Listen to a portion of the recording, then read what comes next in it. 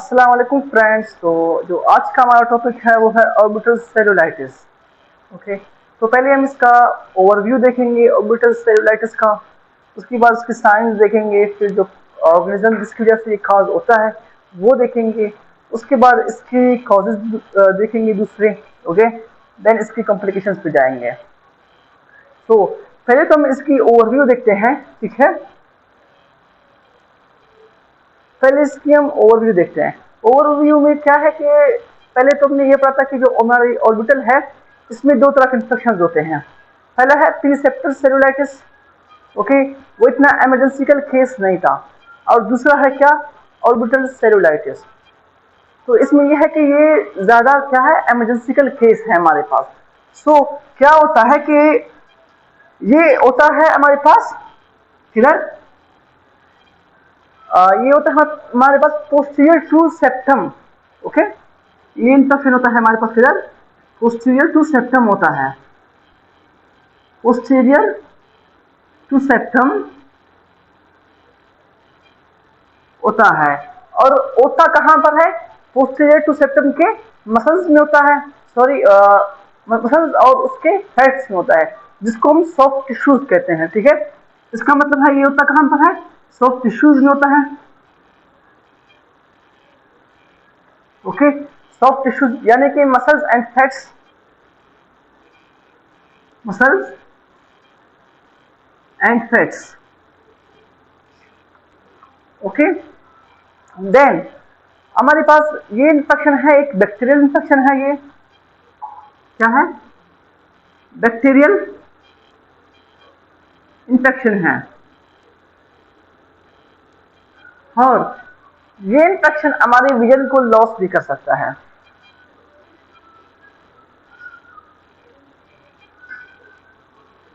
ये इन्फेक्शन हमारे विजन को लॉस भी कर सकता है। अभी हम इसके साइंस पर जाते हैं। ओके, इसके हम अभी साइंस पर जाएंगे। साइंस में क्या है कि ये हमारे पास प्रोप्टोसिस काज कर सकता है। क्या प्रोप्टोसिस काज कर सकता है साइंस। ये प्रोप्टोसिस हमने पिछली वीडियो इसके ऊपर बनाई हुई है, वो आप देख लीजिएगा। प्रोप्टोसिस कहते हैं कि बल्जिंग ऑफ आईज। ओके, यहां पर क्या होता है, प्रोप्टोसिस हो सकता है साइंस में। ओके, विजन लॉस हो सकता है, विजन लॉस। इसके अलावा साइंस में क्या है कि जब हम आग रखेंगे तो वो हम देखेंगे वो गर्म होगा, वार्म होगा। ओके, वार्म होगा। और प्लस इसमें टेंडरनेस हो गया, टेंडरनेस। ओके, टेंडरनेस होगा, वार्म होगा और रेडनेस होगा। ठीक है,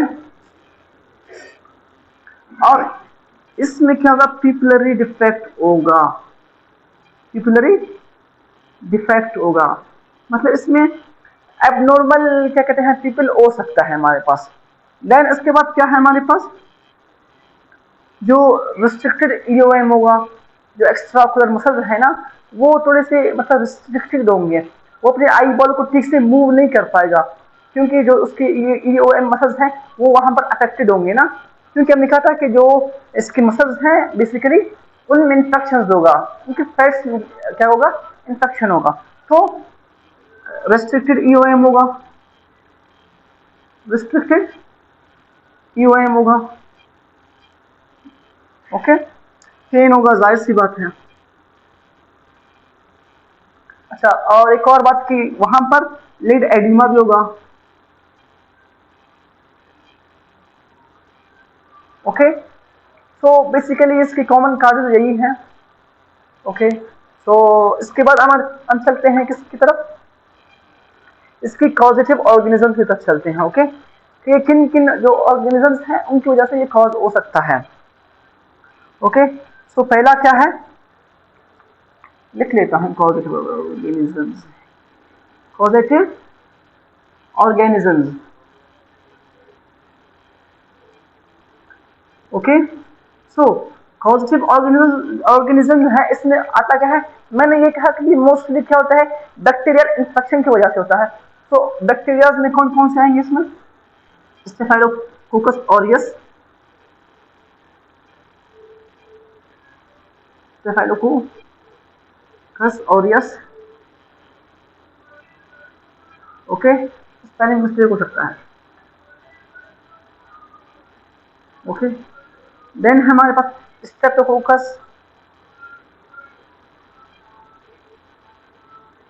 स्ट्रेप्टोकोकस, अच्छा, एक और स्ट्रेप्टोकोकस निमोनिया है, वो भी है, स्ट्रेप्टोकोकस निमोनिया है, ओके। सो अच्छा, ये हो गया हमारे पास इसमें। अब है कुछ फंगल, ठीक है, कुछ फंगल की वजह से भी हो सकते हैं, तो वो फंगल कौन से हैं,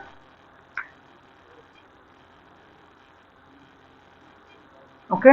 मोस्टली उसमें हमारे पास जो एस्परजिलस, वो क्या कहते हैं, स्पीशी है, उसकी वजह से हो सकता है, ठीक है, एस्परजिलस स्पीशी की वजह से हो सकता है। सो ये इसके हमारे पास क्या हो गए, कॉजेटिव ऑर्गेनिज्म हो गए, मोस्ट प्रोबेबली हमारे पास, सॉरी, ये होता है। सो अब हम इसके काजेज पर जाएंगे, ठीक है, इसके जो दूसरे काजेज क्या क्या हैं जिनकी वजह से ये हो सकता है, तो काजेज पे आएंगे। मैं वीडियो को कोशिश कर रहा हूँ कि शॉर्टली एक टॉपिक कवर हो सके। सो अब इसके काजेज हैं, काजेज में क्या है कि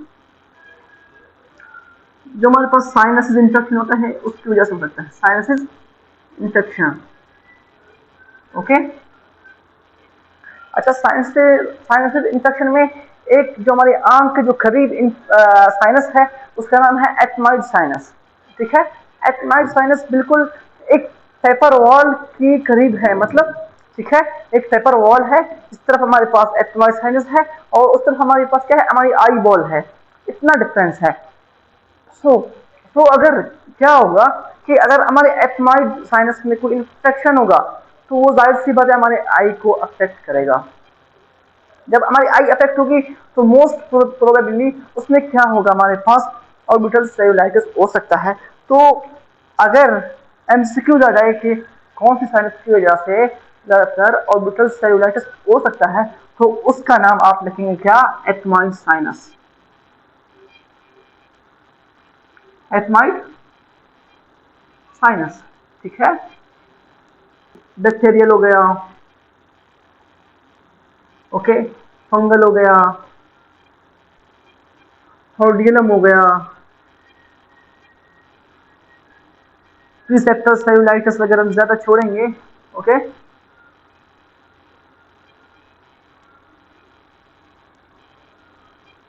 ओके, इसकी वजह से हो सकता है, और कोई ट्रोमा हो सकता है, इंजरी हो सकता है, इंजरी होता कैसे है, ओके। सो अब ये हमारे साथ इसके काज हो सकते हैं, ठीक है। अब इसके बाद हम इसकी कॉम्प्लिकेशंस पर जाएंगे, ओके। इसकी लास्ट जो हमारे पास है वो उसके कॉम्प्लिकेशन है, ठीक है।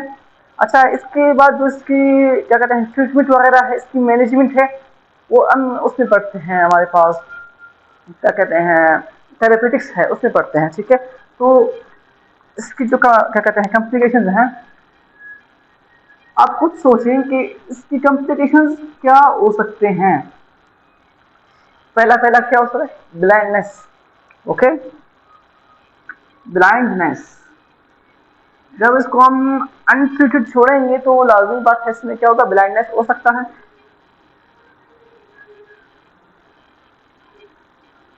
क्या हो सकता है, ब्लाइंडनेस हो सकता है, ऑर्बिटल एब्सेस हो सकता है, हमारे पास जो ऑर्बिट है हमारे पास उसमें एब्सेस कहते हैं पस जमा हो सकता है, ठीक है, इसमें फ्लूइड जमा हो सकता है, ओके। देन इसके अलावा और क्या हो सकता है हमारे पास, क्रेनियल नर्व पाल्सी हो सकता है, हमारे पास जो ईओएम है ये मूव नहीं कर पाएंगे, ठीक है। ईओएम इस पर रिस्ट्रिक्ट होंगे, हम अपने आई बॉल को मूव नहीं कर सकेंगे, ओके। फिर हमारे पास मेनिंजाइटिस, और उसके बाद अनट्रीटेड छोड़ा, उसके बाद इसमें death.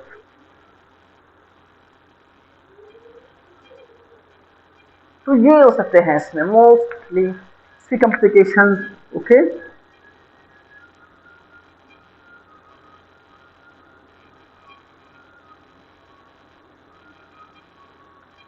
Thank you for watching. अगर वीडियो पसंद आ जाए तो लाइक एंड